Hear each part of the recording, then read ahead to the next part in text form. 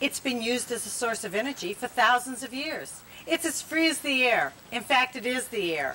When you think of wind energy, you might picture the giant windmills of Holland, or you might recall hearing some talk of wind energy being a viable means of producing electricity. It's more than talk.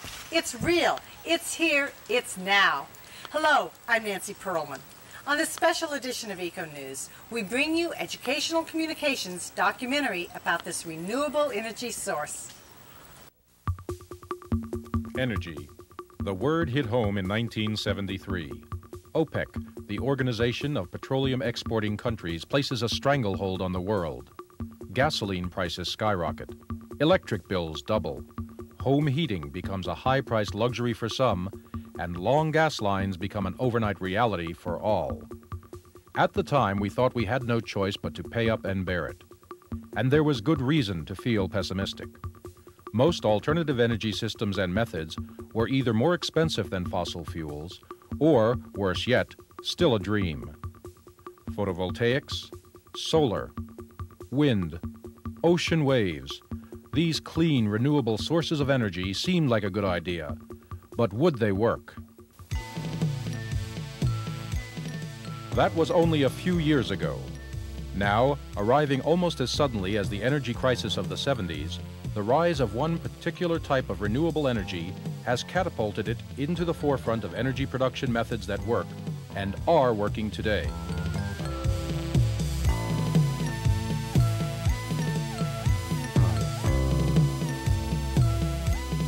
From barren hillsides just a few years ago to thousands of working turbines, a quiet revolution has been taking place in energy development and production.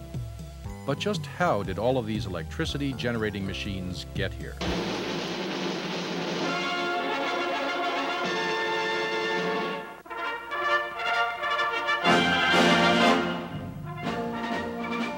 The year 700. In Persia, windmills are used to make the first ground cornmeal. 1000.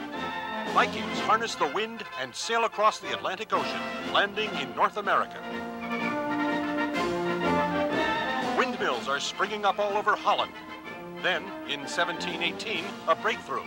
The Dutch construct their largest windmill, the Dijkpolder, with sails exceeding 95 feet. Then, over 100 years before anyone hears of the America's Cup, winds over the Atlantic Ocean help the skipper and crew of the champion of the seas set a record of the longest day's run under sail at 462 nautical miles. 1934. Time marches on as the highest wind speed ever is recorded in Mount Washington, New Hampshire, 231 miles per hour. 1980.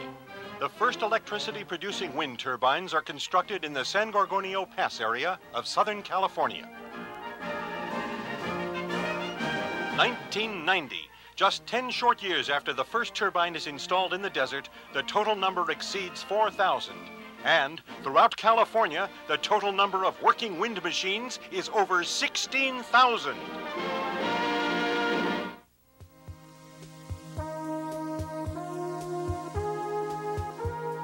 Wind power is a form of solar energy. As the sun's rays travel through the atmosphere, about 1% of the energy reaching the Earth is converted to atmospheric motion, or wind. This wind energy is not distributed evenly. Witness the extremes of tornadoes and hurricanes on the one hand, and quiet calm on the other.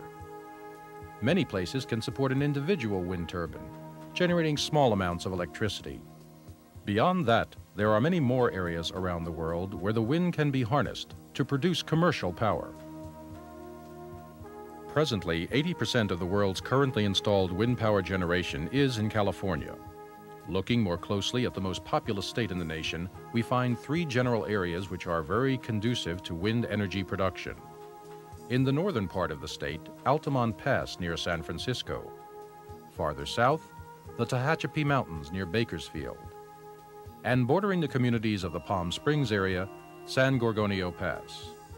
The geography of the San Gorgonio Pass makes this Southern California region a natural wind resource.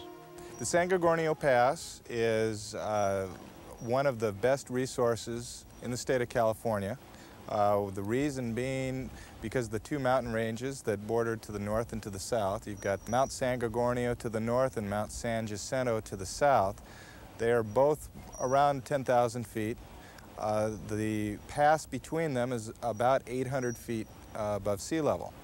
And the only way for the coastal air to get into the desert is through the pass. Every day when the desert heats up, the hot air rises and creates almost a vacuum.